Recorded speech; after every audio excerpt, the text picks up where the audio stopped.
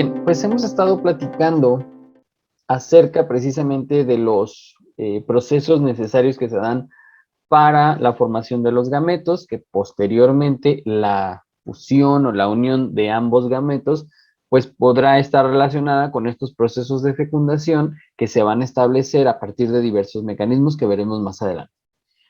En esta ocasión vamos a revisar nosotros lo que normalmente conocemos como el ciclo menstrual, ¿sí? Que se denomina el ciclo ovárico como tal, en el cual vamos a ver que es un punto de partida necesario para comprender el proceso de fecundación. ¿Por qué? En el desarrollo de la ovogénesis hemos visto precisamente que eh, los mecanismos que se dan para madurar precisamente el óvulo viene la formación de estos folículos que se generan desde una etapa de la niñez, incluso desde el embarazo, pues las mujeres ya nacen con la cantidad de folículos que van a poder madurar a lo largo de su desarrollo y posteriormente se da la formación del óvulo y la eliminación precisamente de esta célula que es necesaria precisamente para la fecundación. Entonces, hablaremos hoy precisamente de este ciclo y cómo está relacionado con este proceso de fecundación. Debemos entender nosotros que en este desarrollo que tienen todas las mujeres, en este cambio precisamente que se da en la etapa de la pubertad, la mujer inicia con cambios relacionados con ciclos sexuales mensuales de manera regular, ¿sí? Idealmente tienen que ser regulares. ¿Por qué? Sabemos que hay cuestiones en las que hay irregularidad precisamente en estos ciclos, pero eso puede estar relacionado con otros factores, como factores hormonales, consumo de algún anticonceptivo, etcétera, ¿sí? Y en este caso, la hormona liberadora de gonadotropina, que es la GnRH, va a estar producida en el hipotálamo y va a actuar directamente sobre las células de la adenohipófisis, ¿sí? El hipotálamo se encarga de producir la hormona liberadora de gonadotropinas. La hormona liberadora de gonadotropinas actúa sobre la adenohipófisis, sobre estas células, y la adenohipófisis va a producir o va a sintetizar, estimular precisamente la liberación de gonadotropinas. ¿Ok? Las gonadotropinas, que siguen siendo hormonas relacionadas con todos estos procesos sexuales, junto con la hormona folículo estimulante y la hormona luteinizante, van a ser las que controlen precisamente el ciclo ovárico. Entonces, si en determinado momento hay factores que estén afectando directamente la producción de las gonadotropinas, la producción de la hormona folículo estimulante o la producción de la hormona luteinizante, el ciclo, ¿sí?, se va a ver alterado precisamente porque hay un descontrol en este sentido. Dentro de esta familia que tenemos de gonadotropinas, folículo estimulante y luteinizante, la hormona folículo estimulante sabemos que tiene una función muy particular, que es la de estimular a los folículos precisamente, y que aproximadamente serán de 15 a 20 folículos los que se estén estimulando y que se estén rescatando de alguna manera precisamente para poder llevarlos a una etapa de maduración.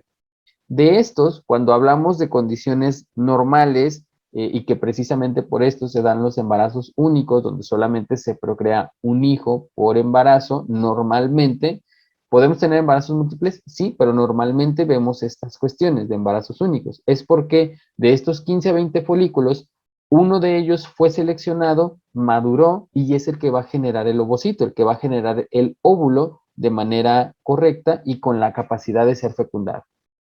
Si se da, por ejemplo, la selección de 2 o de 3 folículos, entonces veremos 3 óvulos o 2 óvulos con esa capacidad de ser fecundados y es cuando existen estos casos de embarazos múltiples.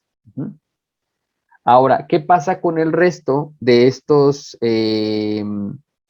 folículos? Bueno, los folículos que no maduran se van a degenerar sin alcanzar esta madurez precisamente, y cuando el folículo se vuelve atrésico y el ovocito y las células foliculares que están circundando precisamente esto se degeneran, entonces forman un tejido conectivo que se denomina cuerpo atrésico, ¿sí? Que es lo que estamos viendo aquí en la pantalla. Si el ovocito no es fecundado, también formará parte de ese cuerpo atrésico, ¿ok? Bien, entonces, a su vez, la proliferación de estas células granulosas que son estimuladas precisamente por la hormona folículo estimulante, ¿sí? Que es lo que tenemos aquí, van a estar relacionadas precisamente con el desarrollo del folículo seleccionado. Retomando un poco, el hipotálamo eh, genera o estimula la producción de la hormona liberadora de gonadotropinas, la cual actúa sobre la adenohipófisis y genera precisamente las gonadotropinas. Las gonadotropinas, en conjunto con la hormona luteinizante y la hormona folículo estimulante, van a estar relacionadas al proceso de selección y maduración de los folículos, o del folículo en este caso, que posteriormente es el que dará lugar al óvulo. Existen dos factores directamente relacionados para la correcta maduración precisamente del óvulo. Estos factores son, primero, el factor 9 de diferenciación de crecimiento y segundo, el factor de transformación de crecimiento, ¿sí? Entonces, estos dos factores están relacionados precisamente con el desarrollo correcto de las células que va a tener alrededor el ovocito, que son las células granulosas, y en conjunto, ahora sí, ya que se han desarrollado bien las células granulosas, tenemos a las células granulosas con las células de la teca, que recuerden que la teca es una estructura que está rodeando a ese folículo, y en conjunto, estas dos células van a producir los estrógenos, ¿sí? Los estrógenos tienen un papel muy particular en el ciclo menstrual, en el ciclo ovárico, porque están relacionadas precisamente a la maduración, la liberación del óvulo y todas estas cuestiones.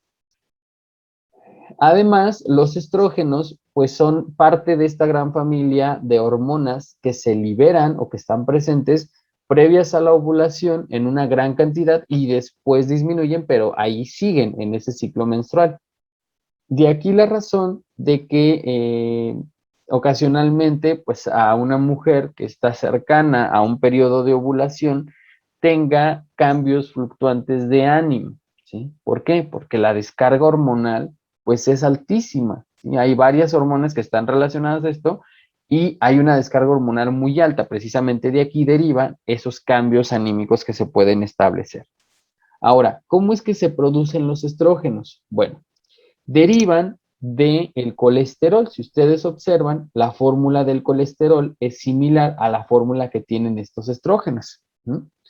Pasamos por diferentes reacciones, por diferentes compuestos, dentro de los cuales los más importantes que podríamos mencionar es la progesterona, que participa de manera muy activa en todos estos procesos de maduración y de fecundación, es la dehidroepiandrosterona, que es una hormona que se puede cuantificar en el laboratorio y que está relacionada precisamente con conocer la maduración, conocer el punto de partida precisamente que tenemos, ¿sí? En el caso de conocer qué qué tantas probabilidades puede haber de fecundación o si hay algún problema hormonal relacionado precisamente con que no haya fecundación, que no haya, que existe un problema de infertilidad en la mujer, o por ejemplo, algunos cambios fisiológicos que pueden estar relacionados precisamente con esto. La androstenediona, que también se puede cuantificar, la testosterona, que vean que también aquí en esta parte es importante mencionarlo, como la testosterona es un precursor de estos estrógenos, ¿sí? Igual que la androstenediona es un precursor de de estos estrógenos, y que si ustedes observan en esta imagen que tenemos aquí, lo único que va a cambiar es esto, ¿sí? Un hidrógeno en esta posición, donde a veces lo podemos ver y a veces no lo podemos ver, dependiendo si estamos hablando del estradiol, que sí lo tiene, o de la estrona, que no lo tiene.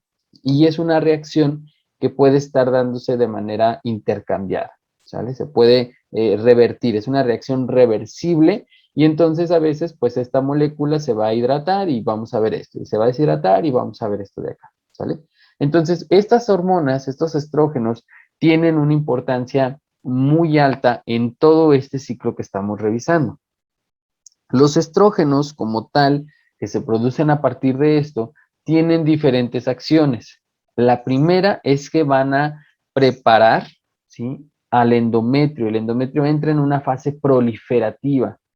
Se prepara, digamos, para recibir precisamente a ese óvulo y a ese espermatozoide ya en esta etapa de fecundación y se prepara precisamente para recibirlo.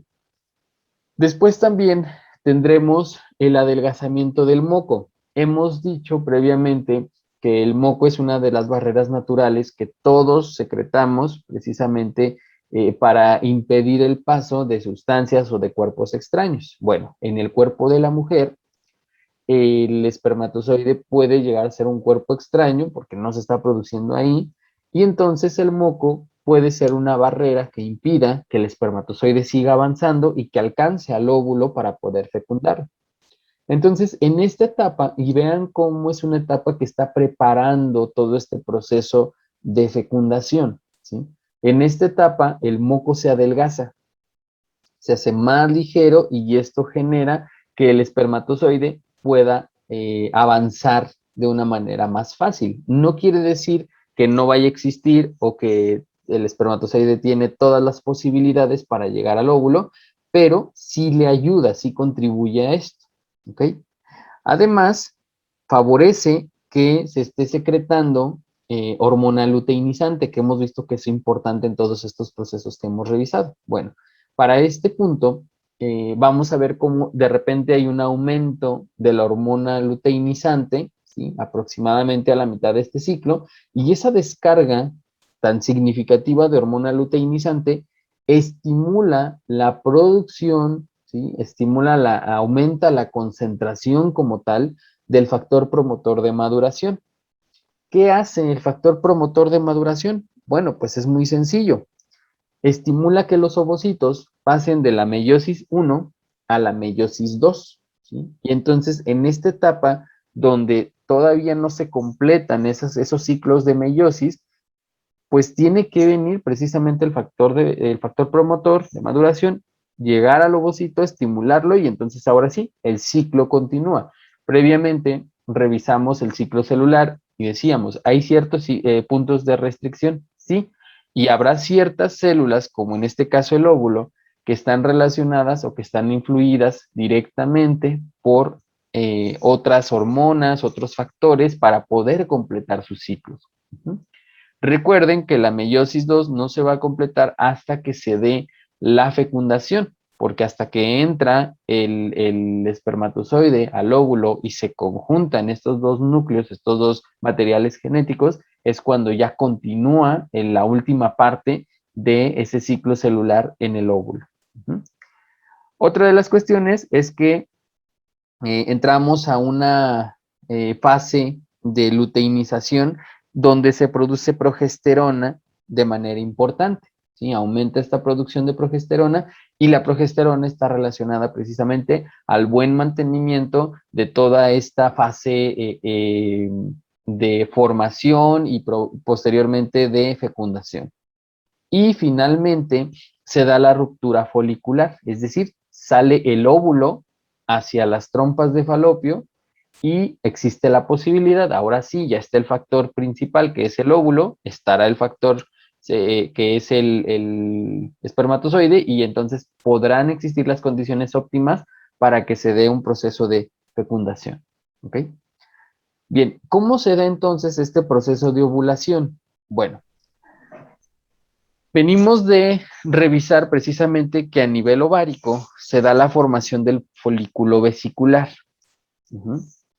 Ese folículo vesicular está directamente influido tanto por la hormona folículo estimulante como por la hormona luteinizante Y entonces, cuando se da la acción de estas dos hormonas sobre el folículo vesicular, vamos a ver un crecimiento rápido, vamos a ver un desarrollo precisamente de estos folículos y vamos a ver también cuando ya alcanzamos el desarrollo hacia el folículo de Graf, que es el folículo que técnicamente en este momento nos importa porque aquí es donde se va a producir el óvulo que tiene esa probabilidad de ser fecundado. ¿Sí? En ese momento y en conjunto con estas acciones que están ocurriendo, se da un aumento significativo de la hormona luteinizante.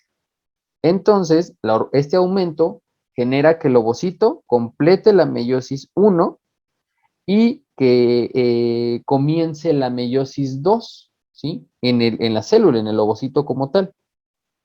El ovocito se va a detener en la metafase unas 3 horas antes de la ovulación, por eso lo decíamos en esta etapa anterior, ¿sí? Cómo se dan precisamente estos cambios de la meiosis 1 a la meiosis 2 y cómo se detiene precisamente en esa etapa para completarse hasta que se dé el proceso de fecundación. Después, en el ovario, en la superficie del ovario, que es esto que estamos viendo aquí, este es el ovario y aquí está la superficie, se produce una estructura que parece un pequeño bulto, un pequeño ápice, que es el estigma. Posteriormente, se estimula la colagenasa, que es una enzima que se encarga de degradar el colágeno, precisamente. El colágeno es un componente proteico que está rodeando precisamente al folículo.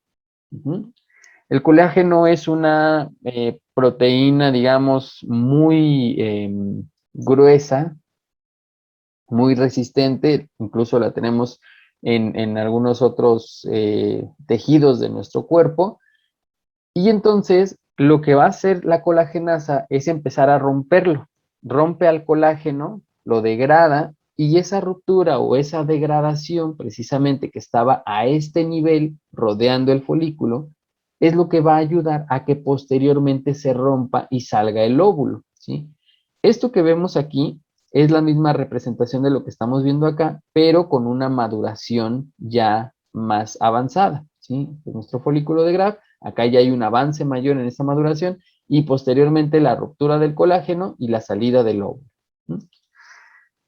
Además de esto, nosotros vamos a ver que los niveles de prostaglandina también se van a elevar en respuesta precisamente a esta descarga de hormona luteinizante. Las prostaglandinas las podemos recordar de procesos relacionados, por ejemplo, en la nocicepción, en la percepción del dolor, ¿sí? Cuando una persona consume AINES, consume algo como ibuprofeno, naproxeno, pues lo que queremos es disminuir la producción de prostaglandinas para que disminuya esa percepción del dolor. ¿Esto está relacionado con ello? Sí, pero también las prostaglandinas estimulan precisamente los procesos de contracción a nivel de la pared ovárica, ¿sí? En el ovario van a estimular que se contraiga esta estructura y entonces con ese impulso que empieza a tener precisamente el ovario, la pared ovárica, vamos a ver la eliminación del óvulo o la expulsión del óvulo como tal de este folículo y cuando sale el óvulo, cuando sale flotando, digamos, este óvulo, se va a formar precisamente una reorganización de la zona pelúcida que posteriormente nos va a ayudar a constituir la corona radiada, que es muy importante en la estructura del óvulo. Bien, después de la ovulación, vamos a tener los vasos que estén irrigando aquí al ovario y los vasos que hayan quedado próximos al folículo, precisamente que ya maduró y que nos ayudó a expulsar el óvulo.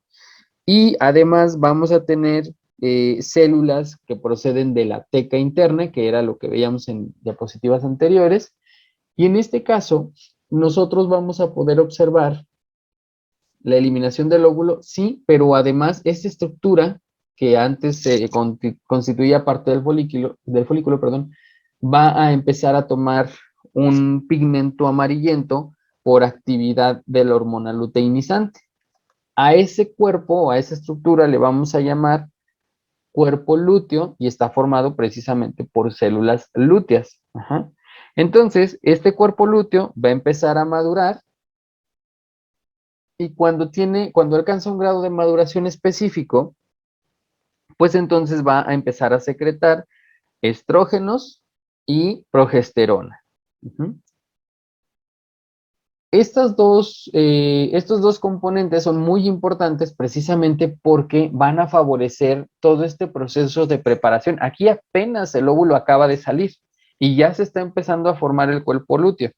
El óvulo obviamente va a empezar a avanzar sobre la trompa de falopio, en la luz de la trompa de falopio, y por otro lado el cuerpo lúteo está trabajando también, está madurando para producir esos estrógenos y esa progesterona. ¿Por qué es importante el cuerpo lúteo? Bueno, el cuerpo lúteo nos ayuda a la producción de esa mucosa interna, ayuda a generar una producción interna de forma correcta, que es una mucosa a nivel uterino que va a proveer condiciones ideales, ¿sí? Entramos en una fase progestacional o secretoria, que es una fase que nos va a ayudar a preparar la implantación, es decir, cuando el óvulo sea fecundado, ya van a existir las condiciones necesarias para que ese cigoto que ahora se está formando se pueda implantar a nivel uterino, ¿sí? Entonces, el cuerpo lúteo no solamente podemos decir que es una estructura que quedó ahí de sobra, no, el cuerpo lúteo tiene una función muy específica precisamente para esto, ¿ok? Posteriormente se formará el cuerpo albicans, que veremos cuáles son las funciones que tiene un poco más adelante, pero en sí el cuerpo lúteo pues tiene una gran función como tal, tiene una gran eh, eh, actividad en este sentido, ¿ok? Desde el momento en el que se da la ovulación, inicia la fase lútea como tal, ¿sí? Entonces desde ese momento ya empiezan los cambios en las células de la teca interna junto con los vasos que quedaron ahí para producir precisamente ese cuerpo lúteo que tenemos. Ahora, ¿cómo se da entonces el transporte del ovocito? Ya vimos precisamente que gracias a las prostaglandinas y estas contracciones ováricas, el óvulo puede salir y entrar a la trompa de falopio, ¿sí? La trompa de falopio tiene una estructura en su extremo terminal, digamos, a manera de prolongaciones, ¿sí? Como si fueran dedos. Entonces, lo que va a hacer la trompa de falopio son movimientos de barrido sobre la superficie del ovario, precisamente para captar al óvulo. Uh-huh. Posteriormente, el óvulo ingresa a la luz de esa trompa de falopio y la trompa de falopio tiene movimientos que son contracciones, ¿sí? Contracciones musculares peristálticas que van a favorecer el avance del óvulo. Recuerden que el óvulo no tiene cilios, no tiene flagelos, no tiene estructuras de motilidad y entonces es la contracción de esta estructura la que le va a proveer de ese avance que precisamente estemos viendo. Uh-huh. Bien, y esto está relacionado precisamente con esta fase que hablábamos del ciclo menstrual y que hablábamos de esta descarga hormonal.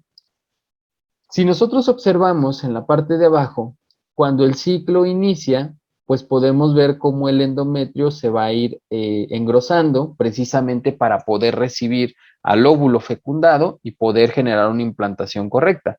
Si hablamos de implantación, tenemos que recordar la acción del cuerpo lúteo precisamente y todas estas condiciones que se tienen que preparar.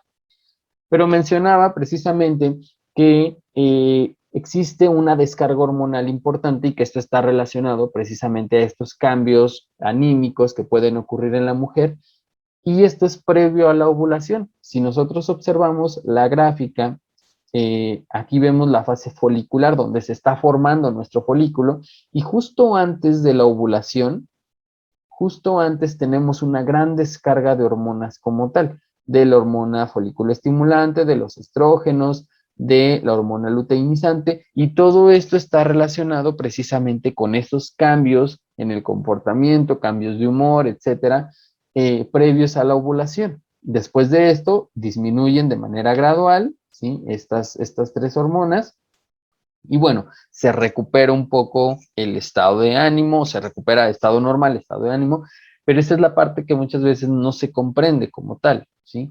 Es que no estás de buenas, es que andas de malas, pues obviamente tienes una descarga hormonal muy elevada, ¿sí? Entonces, en el caso, por ejemplo, de los hombres, pues no tenemos este tipo de descargas hormonales de esta forma y por eso es que no logramos comprender precisamente cómo se siente la mujer en esos momentos, ¿sí? Entonces, eso es algo que se da de manera bioquímicamente normal y que tiene que pasar porque son las condiciones que se están dando precisamente para que el óvulo pueda ser fecundado, ¿sí? Son las condiciones que hay que esperar. Si esto no ocurre, entonces algo anda mal, ya sea a nivel del hipotálamo o el óvulo no se va a producir correctamente o hay algo ahí que no está funcionando de manera muy correcta. ¿Okay? Cuando nosotros vimos el desarrollo de este cuerpo lúteo, ¿sí? Hablábamos de que precisamente se están dando las condiciones óptimas para que se dé el establecimiento de un proceso de fecundación y se logre la implantación del cigoto y bueno, todo lo demás que conlleva ello. Sin embargo, cuando no hay fecundación, el cuerpo lúteo llega a su estado máximo de desarrollo. Ya no puede seguir madurando, ya no se puede seguir desarrollando. Esto es 9 días después de la ovulación. Entonces, si nosotros lo vemos, pues no es un periodo tan largo de tiempo, son 9 días y entonces se da el proceso de luteólisis. La luteólisis es la degeneración del cuerpo lúteo y gracias a la luteólisis es que se va a formar el cuerpo albicans, ¿sí? En este caso, y al mismo tiempo, disminuye la producción de progesterona. Esto es lo que provoca el sangrado menstrual. Ya no existe el cuerpo lúteo, por lo tanto, la disminución de la progesterona que las células del cuerpo lúteo estaban produciendo, pues también va a la baja y entonces esto estimula el sangrado. Sin embargo, si hay fecundación, si se fecunda el ovocito, entonces la degeneración del cuerpo lúteo es impedida por una hormona que es la hormona gonadotropina coriónica humana. Es una hormona muy importante en el diagnóstico del embarazo, ¿sí? Se da la fecundación, empieza la formación del embrión, del cigoto, se da la liberación de la hormona gonadotropina coriónica humana por parte del embrión. El embrión empieza a desarrollar una estructura que es el cinciotrofoblasto y de aquí se libera la gonadotropina. Al existir gonadotropina, se impide la luteólisis, es decir, ya no llegamos acá, ya no se forma el cuerpo albicans como tal. Y entonces pasamos de tener un cuerpo lúteo a tener un cuerpo lúteo que se le denomina cuerpo lúteo del embarazo, ¿sí? Al final del tercer mes, esta estructura puede constituir entre un tercio y una mitad del tamaño total del ovario. Estas células lúteas siguen secretando progesterona y aquí sí, ¿por qué? Pues porque el cuerpo lúteo sigue estando presente, ¿ok? Y la progesterona es importante para el establecimiento correcto del embarazo como tal. Y en este caso, pues bueno, eh, se secreta la progesterona hasta el final del cuarto mes y después regresan a esta secreción por el componente de la placenta, el componente trofoblástico de la placenta. Si el cuerpo lúteo se elimina antes del cuarto mes, esto puede provocar un aborto. ¿Por qué? Porque la concentración de progesterona va a caer rápidamente, va a disminuir rápidamente y entonces ya no es favorable el desarrollo del embrión que se estaba formando. ¿Ok? Bien, yo les mencionaba precisamente que la hormona gonadotropina es importante en el diagnóstico del embarazo. Bueno, cuando se sospecha que una mujer está embarazada, normalmente se pueden hacer pruebas en orina o se pueden hacer pruebas en sangre. Lo más habitual es que si se da la sospecha precisamente de esto, pues entonces es fácilmente ir a la farmacia, comprar una prueba de orina para ver si está embarazada la mujer o no. La mujer orina en un recipiente, mete el dispositivo, que es una tira de papel filtro con anticuerpos, y si se tiñen las dos bandas, pues es un embarazo. Si solo se tiñe una, pues no hay embarazo, ¿sí? Esto se puede cuantificar también. ¿Qué es lo que pasa? En el laboratorio nosotros hacemos esto, cuantificamos o observamos la presencia de la gonadotropina en el estado de embarazo, en esa paciente que puede estar sospechando de un estado de embarazo, pero ¿qué pasa, por ejemplo, con las cuestiones de los abortos? Normalmente puede haber en los primoembarazos incompatibilidades genéticas que impidan el desarrollo correcto del embrión. Entonces, esto genera que no se logre implantar correctamente en la cavidad endometrial y entonces no se da la liberación correcta de la gonadotropina, ¿sí? Cuando el embrión no se implanta correctamente o que incluso ya ha sido eliminado, la concentración de la gonadotropina cae drásticamente. De un momento a otro estamos en un pico elevado de gonadotropina y de repente cae, ¿sí? A niveles prácticamente de cero. Entonces, cuando se sospecha de un embarazo o en este caso ya de un aborto, se suele hacer una hormona gonadotropina cuantificada, ¿sí? Se hacen ciertos procesos en los cuales nosotros vemos esos niveles de gonadotropina en el suero de la madre y si hay un nivel muy bajo, pues prácticamente se está confirmando esta parte del aborto. Relativamente es normal en los primoembarazos, arriba del 50% de los embarazos, de los primoembarazos, terminan en un aborto como tal por cuestiones relacionadas a cuestiones genéticas, no necesariamente de la madre, pero en muchas ocasiones, pues tampoco la madre se da cuenta. ¿Por qué? Porque a veces coincide precisamente con esta fase de sangrado menstrual y entonces la madre pues piensa que es un ciclo menstrual más que se está estableciendo y por lo tanto no le da atención, ¿sí? Y a veces pues ni cuenta se dan que habían abortado, pues bueno, dice, no, pues no hubo embarazo, tuve mi ciclo normal y al siguiente mes pues ya hay otra vez la presencia de, o puede haber un ligero retraso.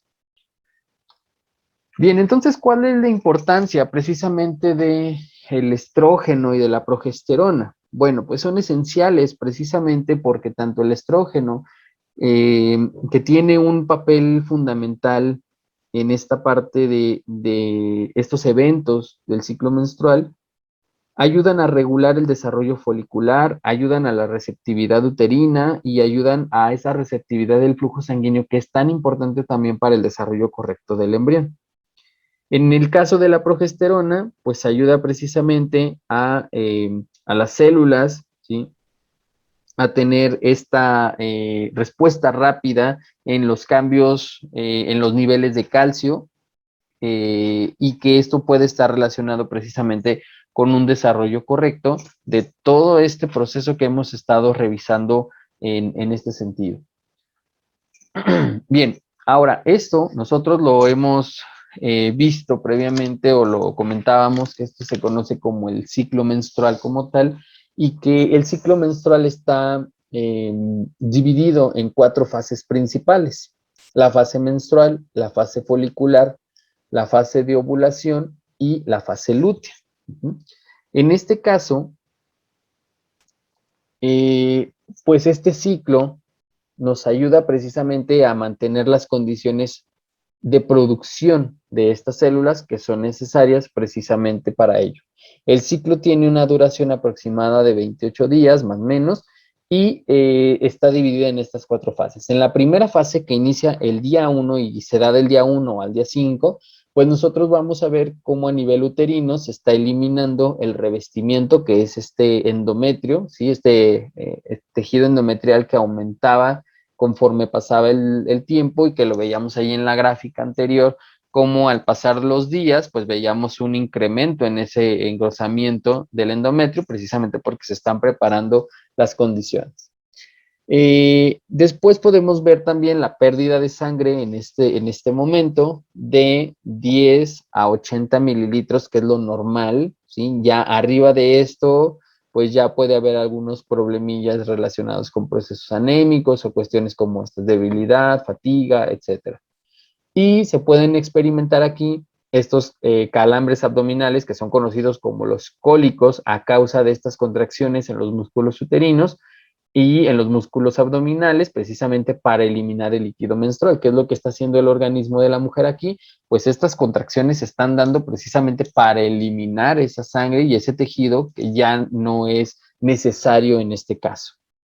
Para la siguiente fase, que inicia también desde el día 1, que es la fase folicular, nosotros vamos a ver la estimulación del crecimiento de los óvulos a nivel ovárico y que tarda aproximadamente 14 días, ¿sí? Entonces, se da el proceso de maduración, ya se da la selección de estos folículos, ya vimos cómo es esa selección de 15 a 20 y luego solo uno aproximadamente o un poquito más, maduran correctamente y entonces tienen esta posibilidad de generar el óvulo correctamente y eso es lo que estamos viendo aquí. En estos 13 días precisamente está madurando el óvulo y se estimula a nivel uterino el desarrollo del endometrio. Aquí es donde empezamos a ver ese engrosamiento a nivel endometrial porque precisamente se están preparando estas condiciones para que se establezca el ovocito. Posteriormente vamos a tener la fase 3, que es la fase de la ovulación, que se da en el día 14. Y existen incluso ya aplicaciones o calendarios que lo dicen, ¿sí? Aquí en este periodo es la ventana de posibilidad para un embarazo. En este caso, el día ideal, digámoslo así, para un embarazo podría ser el día 14, porque es cuando el óvulo se libera a la trompa de falopio y entonces, pues bueno, si está el espermatozoide y logra llegar hasta ahí, pues hay probabilidades de que se dé una fecundación y posteriormente un embarazo. Y aquí lo que vemos precisamente, pues es esa ruptura folicular. Este es el folículo como tal, y ahí se está dando la liberación del óvulo. Esa es una laparoscopía, y ahí estamos viendo precisamente esta liberación de un óvulo a ese nivel. Entonces, de esa manera es que se presenta. Y finalmente, la fase lútea, que es cuando el óvulo está libre por 24 horas en esta estructura de la trompa de falopio, y que si no hay fecundación, pues entonces el óvulo se puede degenerar, ¿sí? Y se reinicia el ciclo. Aquí cabe mencionar que los espermatozoides tienen un tiempo de vida relativamente alto porque pueden llegar a durar hasta 6 días, 6, 7 días más o menos, dentro de esta cavidad vaginal a nivel uterino, en las trompas de falopio, y que claro que son zonas de riesgo. Precisamente por eso es que se dan estas ventanas de periodos en las cuales se puede presentar una fecundación y se puede presentar obviamente un embarazo, ¿sí? Entonces, de esta manera es que se va a estar dando mes con mes a reserva de que exista un embarazo. Si hay un embarazo, entonces esta parte del ciclo menstrual se detiene precisamente y hasta posterior al alumbramiento, incluso algunos ciclos después, se recupera, ¿sí? Y bueno, se puede recuperar con esa regularidad que quizá ya se tenía o con cierta irregularidad, ¿ok? Bien, pues de esta manera es que se produce el ciclo ovárico y de aquí es que nosotros podemos precisamente concluir en esta etapa cuál es la importancia de todo el ciclo y de los componentes que están relacionados a todo ello.